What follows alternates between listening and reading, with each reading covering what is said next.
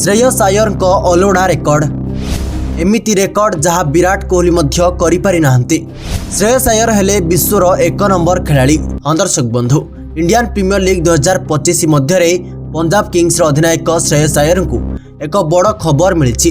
ଲିଗ୍ର 18ତମ season ଚାଲୁଥିବା ସମୟରେ ICC ଦ୍ୱାରା ଆୟରଙ୍କୁ ସମ୍ମାନିତ କରାଯାଇଛି।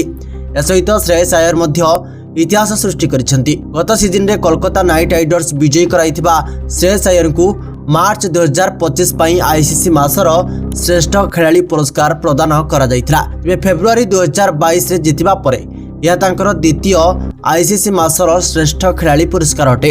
ଏହିପରି ଭାବରେ ସେ 3 ବର୍ଷରୁ ଅଧିକ ସମୟ ବା 1127 ଦିନ ପରେ ତାଙ୍କର ଦ୍ୱିତୀୟ ପୁରସ୍କାର ଜିତିଛନ୍ତି।